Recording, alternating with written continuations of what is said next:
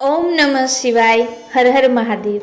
नमस्ते दर्शक मित्रों, स्वागत है आपका हमारे इस पवित्र परिवार एनके शिव भक्ति स्टूडियो में। यदि आपने अभी भी इस चैनल को सब्सक्राइब नहीं किया तो शीघ्र ही सब्सक्राइब करें ताकि हमारी हर एक वीडियो सबसे पहले आप तक पहुंचे। धन्यवाद। सृष्टि के आरंभ से अंत तक एक ही तत्व है जो सदा अटल है, वह है महादेव शिव, और उनकी महिमा का सबसे अद्भुत भंडार है शिव पुराण।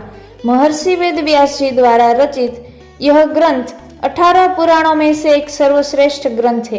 कहा गया है, जो शिव पुराण का श्रवण करता है वह जन्म मरण के बंधन से मुक्त होकर शिव धाम को प्राप्त करता है। यह ग्रंथ केवल कथाएं नहीं बल्कि मोक्ष का सेतु है और शिव भक्ति का अमृत है। कलयुग में मुक्ति पानी हो तो शिव पुराण की कथा का श्रवण करना सर्वश्रेष्ठ उपाय है।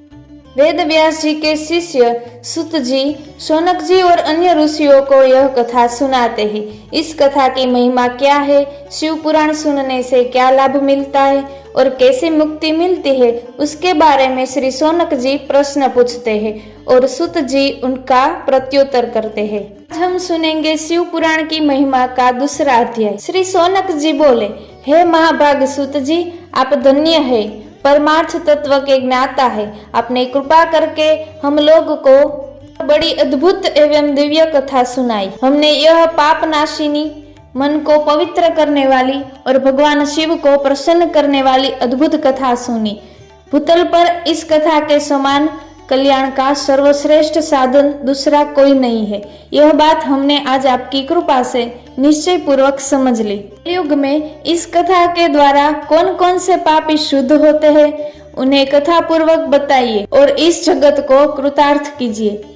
तब सुत जी बोले, हे मुने, जो मनुष्य पापी, दुराचारी, खल तथा काम क्रोध आदि में निरंतर डूबे रहने वाले हैं, वे भी इस पुराण से अवश्य शुद्ध हो जाते हैं। यह कथा वास्तव में उत्तम ज्ञान यज्ञ है जो सदा सांसारिक भोग और मोक्ष को देने वाले है, सभी पापों को नष्ट करने वाली है और भगवान शिव को प्रसन्न करने वाली है। जो अत्यंत लालची, सत्यविहीन, अपने माता पिता से द्वेष करने वाले, पाखंडी तथा हिंसक वृत्ति के हैं, वे भी इन ज्ञान यज्ञ से शुद्ध हो जाते हैं। अपने वर्णाश्रम धर्म का पालन न करने वाले और ईर्ष्याग्रस्त लोग भी कली काल में इस ज्ञान यज्ञ से पवित्र हो जाते हैं।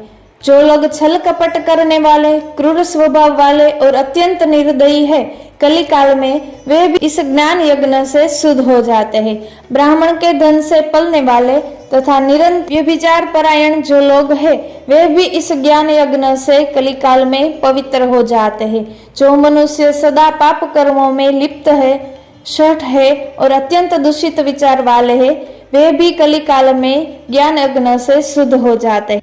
इस पुराण के श्रवण का पुण्य बड़े बड़े पापों को नष्ट करता है, सांसारिक भोग तथा मोक्ष प्रदान करता है और भगवान शंकर को प्रसन्न करता है। इस संबंध में मुनिगण इस प्राचीन इतिहास का उदाहरण दिया करते हैं, जिसमें श्रवण मात्र से पापों का पूर्णतया नाश हो जाता है। पहले की बात है, किरात नगर में एक ब्राह्मण रहता था जो अज्ञानी, दरिद्र, रस बेचने वाला तथा वैदिक धर्म से विमुख था। यह स्नान संध्या आदि कर्मों से भ्रष्ट हो गया था और वेश्यवृत्ति में तत्पर रहता था।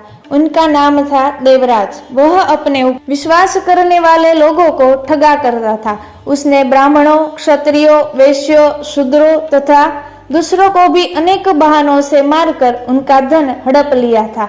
बाद में उसने अधर्म से बहुत सारा धन अर्जित कर लिया, परंतु उस पापी का थोड़ा सा भी धन कभी धर्म के काम में नहीं लगा।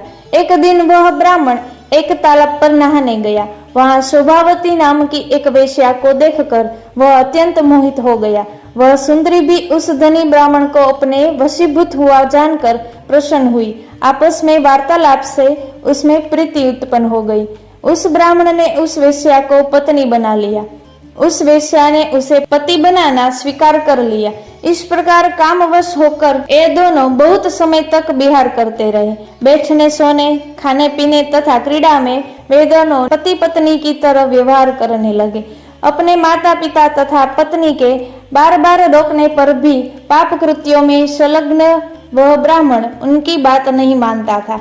एक दिन रात्रि में उस दुष्ट ने ईर्ष्यावश अपने सोए हुए माता पिता और पत्नी को मार डाला और उनका सारा धन हर लिया। एशिया में सात्विक चित्त वाले उस कामी ने अपना और पिता आदि का सारा धन उस वेश्या को दे दिया। यह पापो अभक्षण भक्षण तथा मद्यपान करने लगा और वह नीच ब्राह्मण उस वेश्या के साथ एक ही पात्र में सदा झूठा भोजन करने लगा। एक दिन घूमता घूमता वह देवयोग से प्रतिष्ठानपुर झूसी प्रयाग में जहाँ पहुंचा, वहां उसने शिवालय देखा जहाँ बहुत से साधु महात्मा एकत्र हुए थे। देवराज उस शिवालय में ठहर गया और वहां उस ब्राह्मण को ज्वर आ गया। उस ज्वर से उसको बड़ी पीड़ा होने लगी। वहां एक ब्राह्मण देवता शिव पुराण की कथा सुना रहे थे। ज्वर में पड़ा हुआ देवराज ब्राह्मण के मुखारविंद से निकली हुई उस शिव पुराण को निरंतर सुनता रहा। एक मास के बाद वह ज्वर से अत्यंत पीड़ित होकर चल बसा। यमराज के दूत आए और उसे पांसों से बांधकर बलपूर्वक यमपुरी में ले गए। तभी वहां शिवलोक से भगवान शिव के पार्षद गण आ गए। वे कपूर के समान उज्जवल थे। उनके हाथ में त्रिशूल, संपूर्ण शरीर पर भस्म और गले में रुद्राक्ष की माला उनके शरीर को सुशोभित कर रही थी।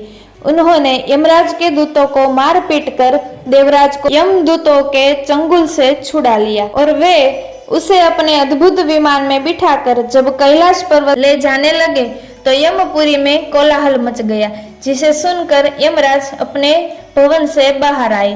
साक्षात रुद्रों के समान प्रतीत होने वाले इन दूतों का धर्मराज ने विधि पूर्वक पूजन कर ज्ञान दृष्टि से सारा मामला जान लिया। उन्होंने भय के कारण भगवान शिव के दूतों से कोई बात नहीं पूछी।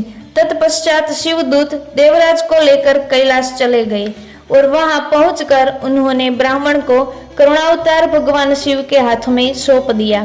शिव पुराण की यह परम पवित्र कथा ब्राह्मण, क्षत्रिय, वैश्य, शूद्र तथा अन्य यहाँ तक कि जिस पापी ने धन के लोभ से एक की हत्या की थी तथा अपने माता पिता और पत्नी को मार डाला, वह वेश्यागामी शराबी ब्राह्मण देवराज कथा के प्रभाव से भगवान शिव के परम धाम को तत्क्षण मुक्त हो गया।